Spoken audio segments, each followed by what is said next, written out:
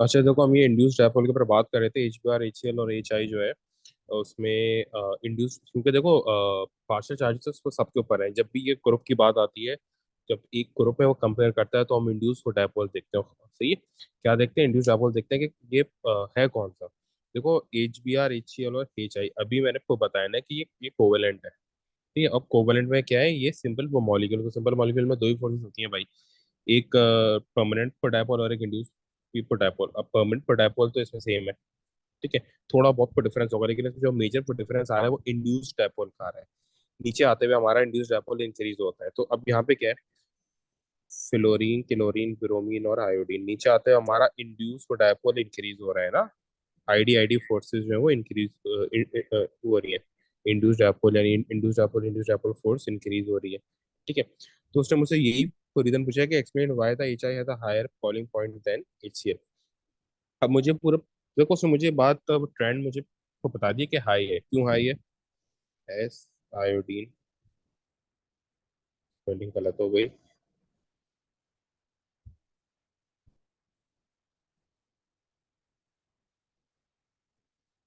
S iodine has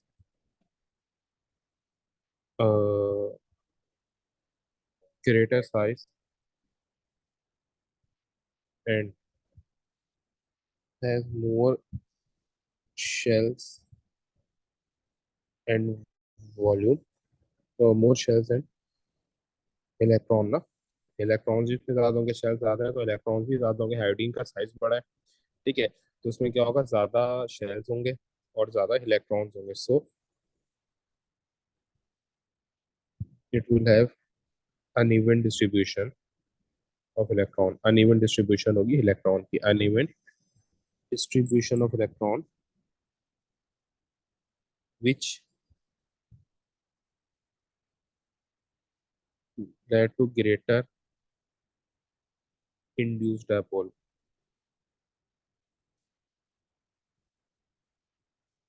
than chlorine and Br.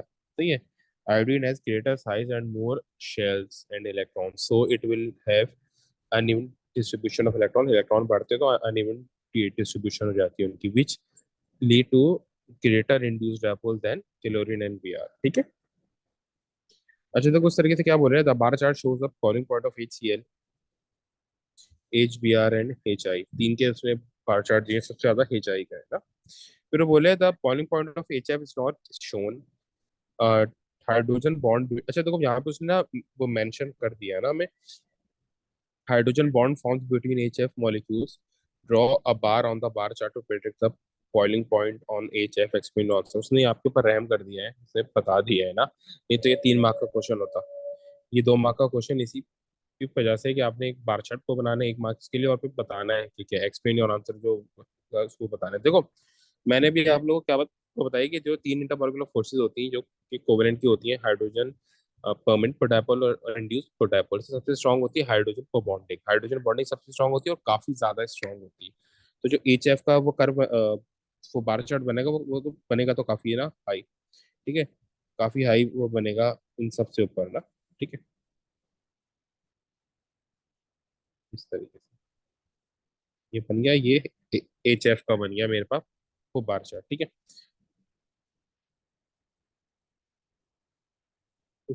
अब उसके बाद मुझे एक्सप्लेन करना है कि क्या है। Draw a bar chart to predict the boiling point of H F, explain your answer. As HF has hydrogen bonding, which is more stronger than permanent and induced dipole, so it has higher boiling point than HCl and HBr and the other two। ठीक है, देखूंगा कैसे। as HF has, मैं short form में लिख रहा हूँ, H B यानी hydrogen for bonding. So hydrogen bonding it is, नहीं, hydrogen bonding and hydrogen bonding is a greater force, intermolecular force than I D forces and permanent for dipole से ज्यादा stronger होती है। So it has higher boiling point, B P boiling point. ठीक है, अच्छा देखो उसके बाद क्या बोला, यूज द एक्सिस। अच्छा ये वही वाला क्वेश्चन जिससे हमने वो पहले किया था, मेल्टिंग पॉइंट आपको बस ड्रॉ करना है, ये एक दफा कर देते हैं क्योंकि ये प्रीवियस क्लास में भी किया था हमने ना। ये मेरा सोडियम का हो गया, ये मेरा मैग्नीशियम है, ये मेरा लेड से एल्यूमिनियम है, ये मेरा सिलिकॉन है, ये मेरा फॉस्फोरस है, ये मेरा सल्फर है, ये मेरा क्लोरीन है। तो इन मैंने क्या करना है, इन पॉइंट्स को ज्वाइन कर देना है सिंपल,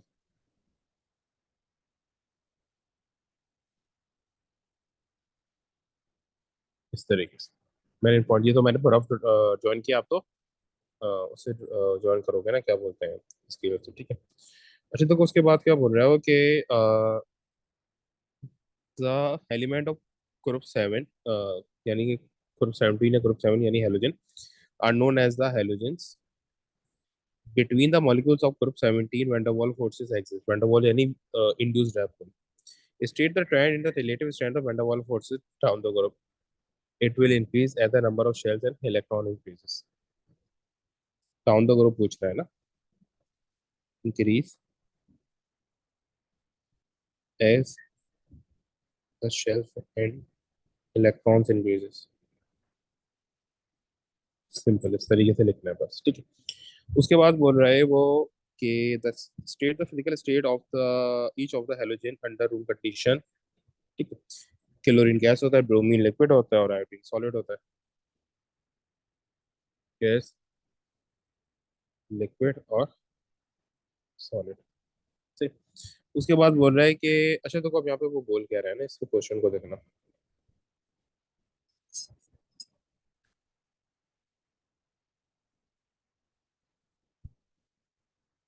ये एक थोड़ा वो मुश्किल क्वेश्चन आया था, ठीक है, और ये ऑर्गेनिक है।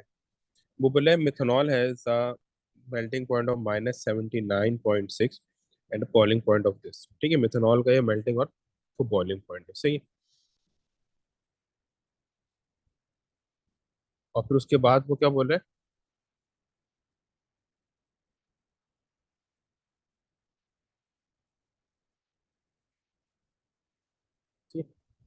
a sample of a pure liquid methanol is added to a flask and then sealed. The sealed flask is left for several days at a constant temperature. The vapor pressure is measured at this 17 kilo per pascal. इसका what is meant by the vapor pressure of methanol? कि vapour pressure of methanol का मतलब क्या है, ये vapour pressure होता क्या है, ये बात पूछ रहा है वो कि ये वेपर प्रेशर है क्या, ठीक है।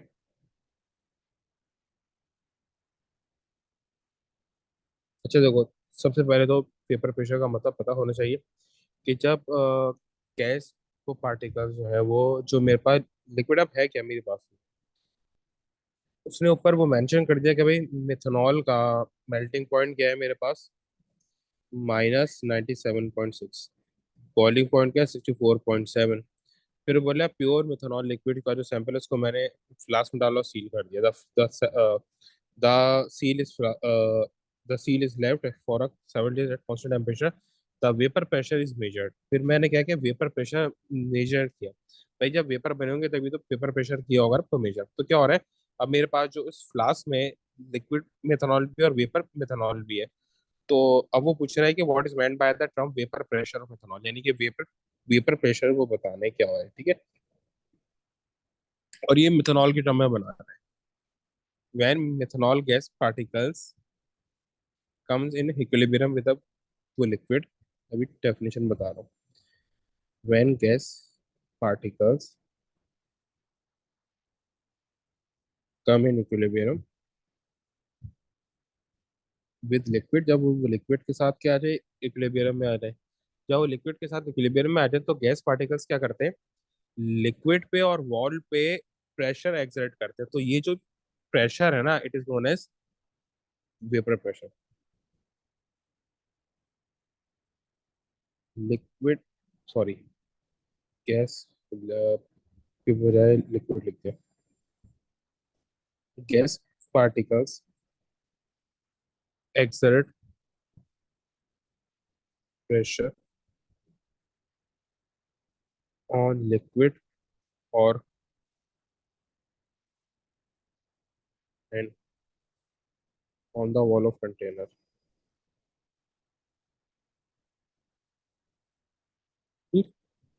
और कंटेनर की वॉल पे भी प्रेशर एक्सर्ट करते हैं, इस प्रेशर को वेपर प्रेशर बोलते हैं।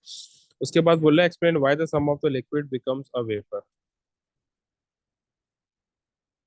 ये तो सीधी सी बात है, जब आप आपके लिक्विड को पार्टिकल्स के पास इतनी ये इनफ एनर्जी आ जाएगी। जो देखो अब यहाँ पे एक बात सुनना ना। अब अगर यहाँ पे मैं हीट नहीं दे रहा, हीट कांस्टेंट है, तो यहाँ पे मैं बॉइलिंग की टर्म यूज नहीं कर सकता। मुझे एवोपरेशन की टर्म में एक्सप्लेन करना है। सही है, तो कांस्टेंट टेम्परेचर उसने मुझे वो बोला है ना, अभी मैंने यहाँ मेंशन कर दिया ना वो कांस्टेंट टेम्परेचर। देखो वो कांस्टेंट टेम्परेचर उसने मुझे बोला हुआ है। अब कांस्टेंट टेम्परेचर की जो चीज है ये होती कहाँ पे, ये सिर्फ एवोपरेशन में होनी है। ठीक है। तो अब मुझे क्या बात को बतानी कि इसमें एवोपरेशन हो रही है, तो इस वजह से हो रहा है। एवोपरेशन में क्या हो रहा है मैं यहाँ पे एक्सप्लेन कर दूंगा। बिकॉज सरफेस पार्टिकल्स, क्योंकि evaporation खाली सरफेस पे होती है, because surface particles of liquid have enough energy to overcome attractive forces, यानी जिसको हम इंटरमॉलिक्यूलर फोर्सेस बोलते हैं। ये और वो क्या हो रहे हैं, गैस में चेंज हो रहे हैं। Simple is that. से उसके बाद बोले suggest and explain why the vapour pressure of water, suggest and explain why the vapor pressure of water at room temperature is lower than the vapor pressure of methanol at room temperature, refer to the correct intermolecular forces in your answer। सबसे पहले तो हमें ये करना पता है कि water क्या होता है, पेपर क्या होता है। वाटर होता है मेरा H2, यानी O, उसके साथ दो H ज्वाइन होते हैं। ठीक है। मेथनॉल क्या होता है, C होता है, तीन H होते हैं उसके साथ, और एक OH ज्वाइन होता है। ठीक है। अब अगर मैं देखूँ तो दोनों में हाइड्रोजन बॉन्डिंग यहाँ एग्जिस्ट कर रही है, 4H की ना, दोनों में एग्जिस्ट कर रही है। लेकिन वो बोल कह रहा है कि वाटर का जो एट रूम टेम्परेचर जो वेपर वो प्रेशर है वो कम है मेथनॉल से, यानी वाटर के वेपर कम बन रहे हैं, कम वो बन रहे हैं, तभी तो वो कम वो प्रेशर अप्लाई कर रहे हैं। ठीक है। वो क्या बोल रहे हैं कि वाटर का वेपर प्रेशर कम है मेथनॉल से, मीन्स के वाटर के वेपर कम बन रहे हैं। वाटर के वेपर कम इसलिए बन रहे हैं क्योंकि इसका ये बॉइलिंग पॉइंट हाई है। इसका मतलब यही है ना कि H2O का, वाटर का जो बीपी है वो हाई है मिथेनॉल से। वाटर का जो बीपी है वो हाई है किससे, मिथेनॉल से। सही। बात तो क्लियर है, क्या बोले, वाटर का मिथेनॉल से बीपी हाई है। सही। तो क्यों हाई है, सही, जब हाई है सही है, पहले वो उसने कहा कि वेपर कम बन रहे हैं, वेपर इसलिए वेपर प्रेशर कम है। वेपर प्रेशर इसलिए कम है क्योंकि इसका ये वाटर कप को बॉइलिंग पॉइंट हाई है। तो ये क्यों हाई है। ठीक है। इसके इंटरमॉलिक्यूलर फोर्सेस से मुझे बताना है। देखो दोनों में हाइड्रोजन को बॉन्डिंग है, लेकिन अगर मैं देखूँ तो वाटर में दो हाइड्रोजन बॉन्ड्स बन रहे हैं और इसमें सिर्फ एक बन रहा है। वाटर में दो बन रहे हैं और इसमें सिर्फ एक बन रहा है, तो इस वजह से क्या है, वाटर की फोर्सेस, वाटर का हाइड्रोजन बॉन्ड ज्यादा स्ट्रांग है। सही।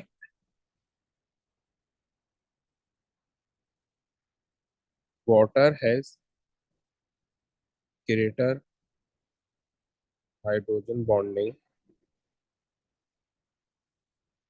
देन मिथेनॉल, यानी मिथेनॉल से क्या है, ज्यादा है। ठीक है। एक पॉइंट इसका हो गया। ठीक है। सो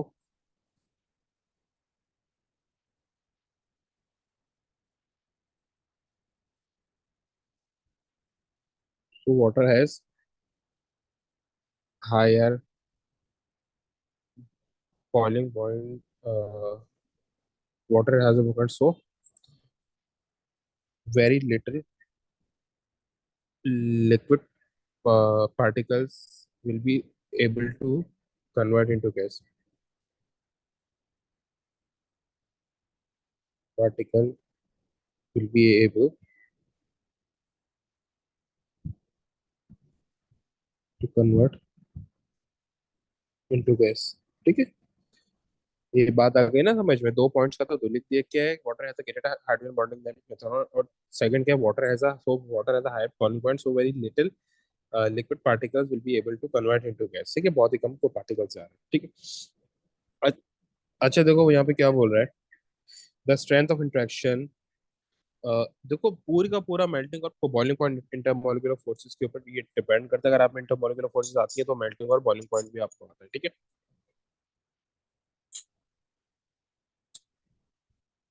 या तो क्या बोले, the strength of interaction between particles determines whether the substance is a solid liquid और गैस। ऑब्वियस सी बात है कि अगर मेरी इंटरमोलिकुलर फोर्सेस बहुत स्ट्रांग है तो सॉलिड होगा, बहुत ज्यादा वीक है अगर बहुत स्ट्रांग है, बहुत ज्यादा स्ट्रांगेस्ट है तो सॉलिड है।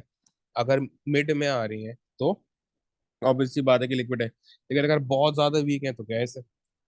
Lithium sulphide is a crystalline solid with melting point of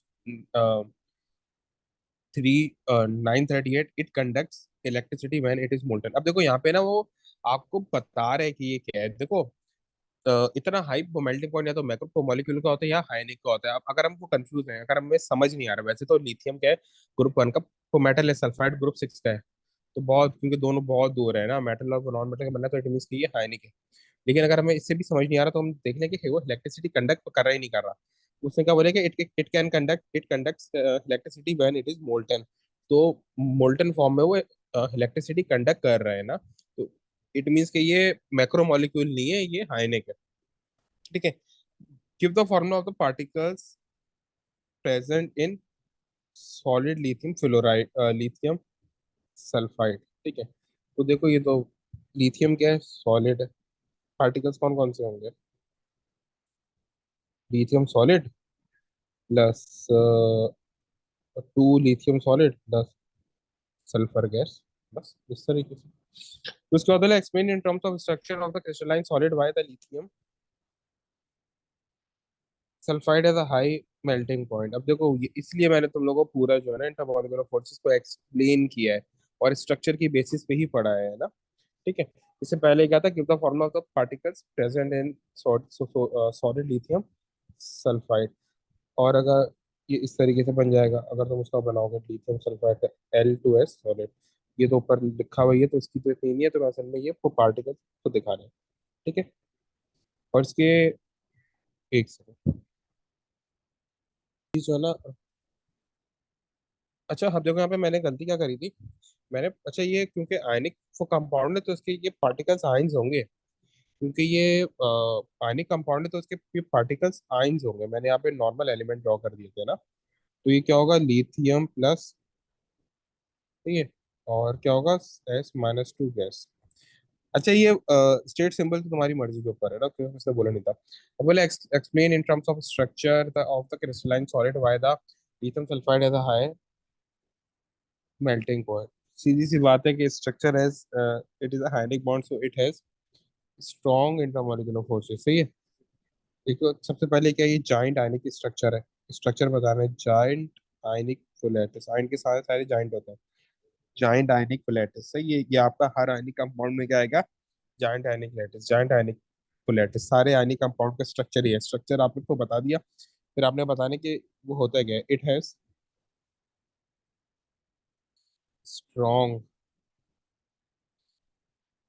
electrostatic force between the opposite ion, has a strong electrostatic force between ions, ठीक है। अच्छा देखो फिर उसके बाद ये 2 मार्क के लिए 2 पॉइंट्स हो गए ना। उसके बाद फिर वो बोले complete the table by naming all the type of intermolecular forces, यानी कि वैन डर वाल से बोला हुआ है ना, इंटरमॉलिक्यूलर में तो बहुत सारी आ जाती है, फिर वैन डर वाल स्पेसिफिक कर दिया है ना इन सेपरेट सैंपल। अब वो वैन डर वाल में अक्सर जो है आपकी वो भी देखो, इसने इंटरमॉलिक्यूलर फोर्सेस के आगे वैन डर वाल लिखा हुआ है, यानी कि उसने अगर खाली वंडरवॉल लिखता तो हम समझते हैं कि शायद ये हिंदूज में, नॉर्मली हमारे हिंदूज के लिए वर्ड यूज होता है, लेकिन ये वो दोनों के लिए यूज हो रहा होता है ना, सही। तो अब यहाँ पे क्या है, वंडरवॉल फोर्सेस यहाँ पे N2 है, यानी कि सेम। अब N2 है तो एक ऑब्वियस सी बात है कि सिंपल मॉलिक्यूल है, दो ये कोवेलेंट के पीछे बन रहा है ना, सही है। मैक्रो तो नहीं है, मतलब साफ चल रहा है पता। दो नॉन मेटल्स के पीछे बन रहा है तो ये क्या है, सिंपल मॉलिक्यूल है। सिंपल मॉलिक्यूल में कौन सी होती है, इंड्यूस्ड डायपोल। जो तो लाइक एलिमेंट्स होते हैं उनमें इंड्यूस डायपोल होती है, कौन सी होती है, इंड्यूस डायपोल होती है ना इनमें, सही। तो मैं यहाँ पे लिख दूंगा कि यहाँ पे इंड्यूस डायपोल है, ठीक है। जिसको अक्सर इंस्टेंटेनियस डायपोल भी बोलते हैं। अब यहाँ पे सीओ हो गया ना, तो सी ओ है, यू करके ट्रिपल बॉन्ड। अब जो ये सी ओ है ना, इसके ऊपर पार्शियल नेगेटिव आएगा, यहाँ पार्शियल पॉजिटिव आएगा, क्योंकि जाहिर सी बात है इलेक्ट्रोनेगेटिविटी का जमीन आसमान का डिफरेंस है। तो यहाँ पे आईडी आईडी तो होंगे होंगे, उसके साथ परमानेंट डायपोल भी होगा। ठीक है। अब देखो क्या बोले, suggest why the bond, suggest why the bond in a molecule CO, suggest why the bond in the molecule of CO contains dipole moment. इनमें dipole moment को, because oxygen has greater electro negative than carbon. O is more electronegative than carbon, oxygen ज्यादा electronegative है carbon से। ठीक है। अच्छा देखो, फिर उसके बाद क्या बोल रहे हो, carbon monoxide gas CO and nitrogen gas N2 are both diatomic molecules. ठीक है। दोनों में दरअसल दो दो मॉलिक्यूल है। The diagram shows the arrangement of the outer electron in CO. ठीक है। It states the one similarity, one difference in the way that the atom in the carbon monoxides are bonded together compared to the atoms in nitrogen molecule. देखो nitrogen molecule यहाँ पे देखो, दोनों में triple bond बन रहा है ना। ठीक है। N2 में क्या होगा, N2 में भी ट्रिपल बॉन्ड है, यहाँ पे भी ये, इसमें भी ट्रिपल बॉन्ड बनता है। सिमिलरिटी तो ये हो गई।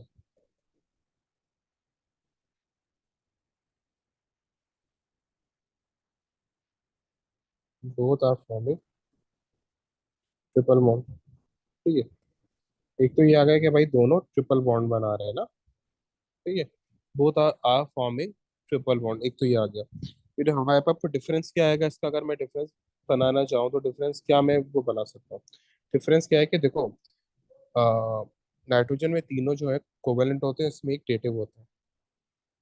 इसमें एक ये वाला बॉन्ड डेटिव होता है, नाइट्रोजन में तीनों क्या होते हैं, कोवेलेंट होता है, इसमें डेटिव होता है। ठीक है।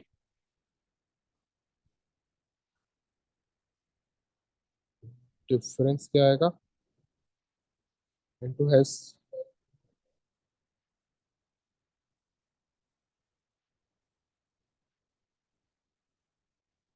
Three covalent bond while CO has one dative and two covalent bond, one dative and two covalent bonds. इसमें दो, एक डेटिव होगा, दो कोवेलेंट बॉन्ड्स होंगे। अब देखो फिर उसी टाइप का क्वेश्चन है दैट, क्योंकि ये दोनों एक ही ये हेयर के हैं, ये भी जो है समर 21 के, ये भी समर 21 के, दोनों के वेरिएंट में फर्क है। अक्सर इस तरीके से क्वेश्चन आ जाते हैं कि वो एक ही वो तरह के क्वेश्चन पूछ लेता है ना, तो ये आसानी होती है आपकी, इससे प्रैक्टिस अच्छी हो जाती है। अब बोले the table states the electronegativity values of carbon nitrogen and oxygen atom. ठीक है, दी हुई ना इलेक्ट्रोनेगेटिविटी से। Use the electronegative values relevant details from the data booklet to complete the table लो नंबर ऑफ इलेक्ट्रॉन्स पर वो मॉलिक्यूल। मॉलिक्यूल्स में कितने हैं? देखो नाइट्रोजन है, नाइट्रोजन के पास इलेक्ट्रॉन कितने होते हैं, 7 इलेक्ट्रॉन्स होते हैं, सबको पता है ना। 2 और 5 को कन्फर्मेशन बनती है शेल्स की, तो जो 7 है तो दो हो जाएंगे तो 14 हो जाएंगे। दोनों आपस में मिलने, कोवेलेंट में तो शेयरिंग होती है ना। तो एक इलेक्ट्रॉन में 7, ये डेटा बुकलेट कहाँ पे यूज होगी आपका, कि ये प्रोडक्ट टेबल को देखने के लिए। ठीक है, कि ये प्रोडक्ट टेबल जो है वो कितने इलेक्ट्रॉन शेयर शो कर रहा है। ठीक है, तो क्या हो गया 14। अब वो कार्बन ऑक्सीजन का बोल रहे हैं, कार्बन में 6 इलेक्ट्रॉन होते हैं, ऑक्सीजन में कितने होते हैं, 8। तो 8 + 6 = 14, इसलिए 14 इलेक्ट्रॉन्स आ रहे हैं। ठीक है। फिर बोले name the type of intermolecular force, यानी जो हम यहाँ पे दी हुई है N2 है, अभी हमने ऊपर पढ़ा है N2 है, तो आईडी आईडी फोर्स है इंड्यूस डबल, क्योंकि कोलाइक एलिमेंट के बीच में हो रही है। इसमें दोनों होंगी, आईडी आईडी भी होगी और पीडी पीडी, यानी परमानेंट डायपोल भी होगा। उसने बोला है कि N2 is less reactive than CO।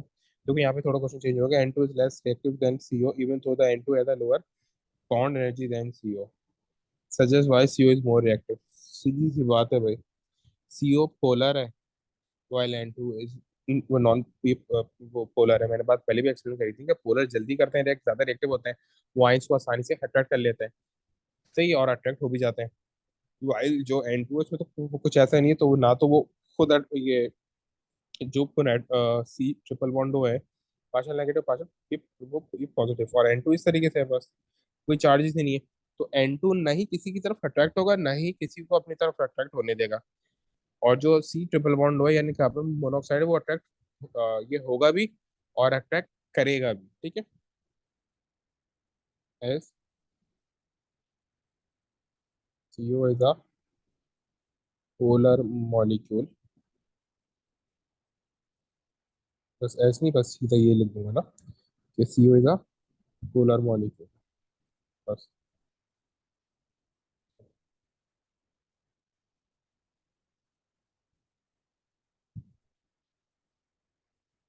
अच्छा अच्छा, देखो फिर वो यहाँ पे क्या बोल रहा है। ठीक, देखो वो यहाँ पे बोल रहा है कि gallium and its compounds show similar properties to aluminium and its compound। Gallium की वही ये प्रॉपर्टीज है जो कि एल्यूमिनियम की होती है। गैलियम की वही ये प्रॉपर्टीज है जो एल्यूमिनियम की होती है, दोनों में कुछ डिफरेंस नहीं है ना। सही है।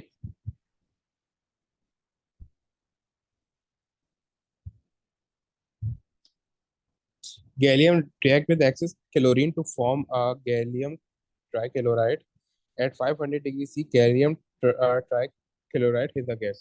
वो बोले at 500 डिग्री सी गैलियम ट्राइक, ये क्लोराइड क्या है, वो गैस है। अब देखो एल्युमिनियम क्लोराइड भी क्या होता था, AlCl3 हम बनाते थे। लेकिन अब देखो कुछ डिफरेंस आ रहा है। डिफरेंस किस तरीके से आ रहा है।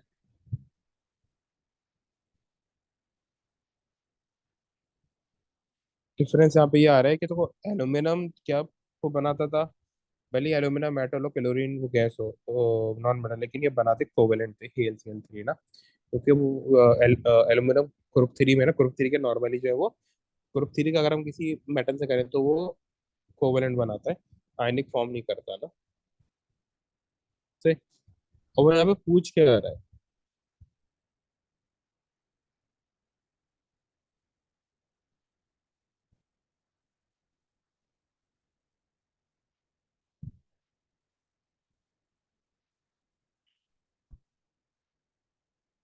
अब उसने क्या बोल दिया कि भाई यहाँ पे HCl3 की तरह गैलियम क्लोराइड भी है, यानी GaCl3।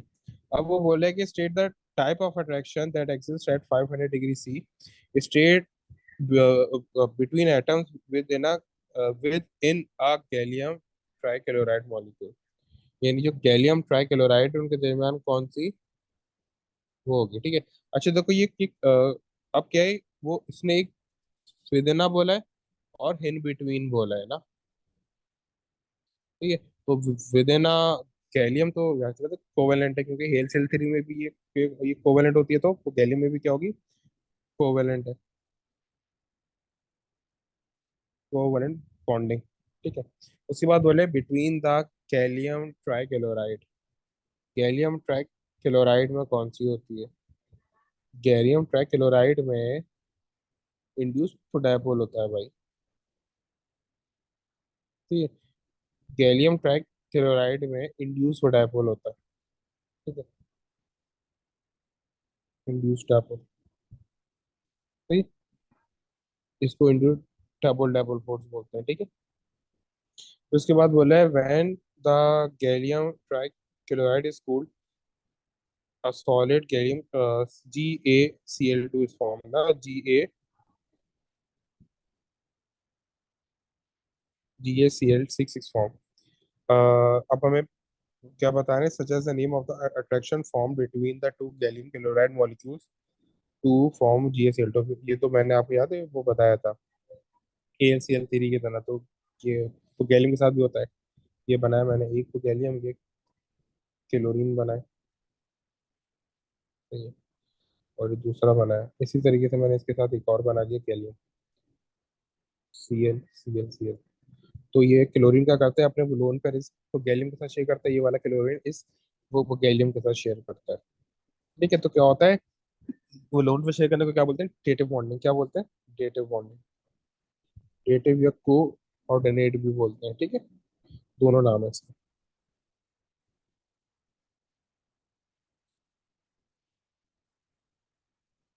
अच्छा, तो उसके बाद बोल रहा है द टेबल शोज अब यहाँ पे दोबारा ग्रुप आ गया, लेकिन इससे पहले हेलोजन था, यहाँ पे मेटल आ गया। तो हर ये वैरायटी है, आप देखो सेम कुछ भी नहीं आ रहा, हर साल वो चेंज ही कर रहा है।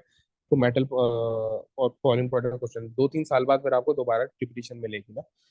The table shows a melting point of the group two metal oxides, ठीक है, ये आपको दिए हुए हैं। मैग्नीशियम का क्या है, मैग्नीशियम का इतना है, फिर कम हो रहा है, कम हो रहा है, नीचे वो आते आते हमारा मेल्टिंग पॉइंट कम हो रहा है। तो ये वो पूछा है कि भाई यहाँ पे मेल्टिंग पॉइंट वो कम क्यों है, ठीक है। तो क्या बोले, explain the trend in the melting point of group two. देखो अब क्या है, यहाँ पे बन क्या रहा है, ये मेरे पास बन रहा है आयनिक कंपाउंड। ये बन क्या रहा है मेरे पास, ये मेरे पास बन रहा है आयनिक कंपाउंड। अब आयनिक अब देखो, अब है तो ये मेटल नॉन मेटल। कुछ स्टूडेंट ने यहाँ पे क्या गलती करी थी, जब ये आया था तो मेटल के सेंस पे लिख के आ गए थे भाई, यहाँ पे मेटल और नॉन मेटल यानी आयनिक कंपाउंड के सेंस में आपने वो कराना है। तो ये किस में कराना है, आयनिक वो कंपाउंड के सेंस में कराना है ना आपने, ठीक है। देखो अब तो ये चीज़ हमें पता है कि मेल्टिंग पॉइंट डिक्रीज हो रहा है, ठीक है। उसका रीजन क्या होता है, देखो रीजन क्या है, सबसे बड़ा रीजन क्या है कि मेल्टिंग पॉइंट वो कम हो रहा है, यानी कि इलेक्ट्रोस्टैटिक अट्रैक्शन डिक्रीज हो रही है।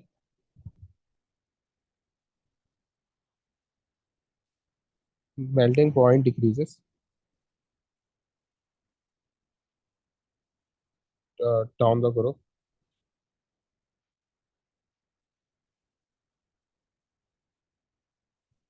Because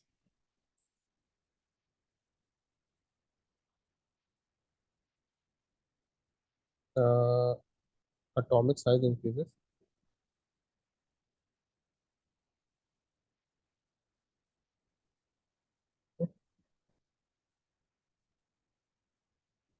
electrostatic attraction decreases। तो ये मेरा रीजन है कि मेल्टिंग पॉइंट क्या हो रहा है, वो गिर रहा है। फिर एटॉमिक साइज बढ़ा और इलेक्ट्रोस्टैटिक अट्रैक्शन वो कम होगी, ठीक है। इलेक्ट्रोस्टैटिक एटॉमिक साइज बढ़ रहा है और इसके साथ साथ चार्ज कांस्टेंट है। चार्ज कांस्टेंट है ना, तो पूरे का पूरा फैक्टर क्या होगा मेरे पास, क्योंकि जाहिर सी बात है सारे ग्रुप टू के हैं, तो Mg के ऊपर ही +2 चार्ज है, कैल्शियम पे +2, सब के ऊपर +2 चार्ज होगा, तो चार्ज तो कांस्टेंट है। ये तो यहाँ पे सारी वो बात आ जाएगी एटॉमिक साइज, ठीक है। अच्छा देखो, अब ये जरा वो चेंज क्वेश्चन है, ये आखिरी को क्वेश्चन कर लेते हैं। कंप्लीट द टेबल, ठीक है, complete the table to give the detail of the type of the bonding,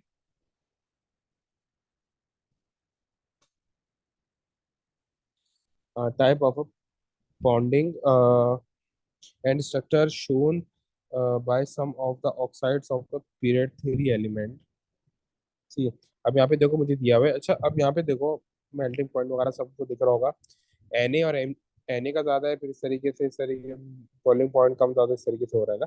अच्छा, बॉइलिंग पॉइंट का ऐसा कोई ट्रेंड नहीं होता, ट्रेंड होता है वो मेल्टिंग पॉइंट का। बॉइलिंग पॉइंट का ट्रेंड आपने को पढ़ा भी नहीं होगा, ठीक है। इस वजह से वो पूछता भी नहीं है नॉर्मली ना, ठीक है। फिर जहाँ पे जब मेजर डिफरेंस आते हैं तो वहां पे पूछता है वो, ठीक है। ठीक है। अब देखो यहाँ पे क्या है, अ, वो यहाँ पे मुझसे पूछ के आ रहा है, वो यहाँ पे बोल रहा है कि भाई सबकी मुझे बॉन्डिंग बताओ और सबका स्ट्रक्चर मुझे तो बताओ कि सबकी को बॉन्डिंग है और सबका स्ट्रक्चर क्या है, ठीक है। तो यहाँ पे देखो Na2 हुआ है, Na2 दैट सी बात है, Na मेटल है, ऑक्सीजन नॉन मेटल है, तो ये क्या होगा, और ये ग्रुप बना ग्रुप 6 का है, तो ये बॉन्डिंग होगी आयनिक। MgO में भी क्या होगी, आयनिक, ठीक है। दोनों में कौन सी आ रही है, दोनों में आयनिक ही आ रही है, ठीक है। और L2O3 में भी आयनिक है। SiO2 अभी मैंने एक्सप्लेन किया था जब मैं कल जब ये लेक्चर करा रहा था, किसमें भी तो मैक्रो मॉलिक्यूल है, उसमें क्या होगी, कोवेलेंट होगी, और SO3 में भी कोवेलेंट होगी। अब लेकिन देखो एक बात पे गौर करो, इन दोनों के फॉलिंग बॉन्डिंग जमीन आसमान का फर्क है, हालांकि दोनों में कोवेलेंट बॉन्डिंग है, क्यों, सिलिकॉन ऑक्साइड मैक्रो मॉलिक्यूल है और ये SO3 सिंपल मॉलिक्यूल है। ये सिंपल मॉलिक्यूल और ये मैक्रो है, मैक्रो मॉलिक्यूल है, और बाकी ये तीन जॉइंट आयनिक स्ट्रक्चर्स होंगे। आयनिक में हर स्ट्रक्चर जॉइंट ही करके लिखते हैं, ठीक है, जॉइंट आयनिक। स्ट्रक्चर। फिर बोले explain why the boiling point of SiO2 is much higher than that of boiling point of SO3। और ये 3 मार्क है, यानी कि आपने फुली एक्सप्लेन करा। देखो मैंने आपको ये बात को बताई कि बीच से ना कोई पॉइंट छोड़ो नहीं, क्योंकि मैंने आपको वो पॉइंट्स यानी बुलेट की फॉर्म में करवाया है, तो पॉइंट छोड़ने का कुछ वो है नहीं, कंसर्न नहीं है ना, कुछ वजह नहीं है, ठीक है। तो इसमें आप क्या करोगे, सबसे पहले SiO2 का एक्सप्लेन करोगे, फिर SO3 का एक्सप्लेन करोगे, ठीक है। फिर उसके बाद एक्सप्लेन वो कर दो कि भाई क्योंकि ज्यादा वो फोर्सेस चाहिए चल ठीक है। SiO2 is a macromolecule, so it has covalent as intermolecular force। ठीक है, एक पॉइंट इसका हो गया, तो एक मार्क इसका हो गया। सेकंड मार्क लिखा है SO3 is a simple molecule,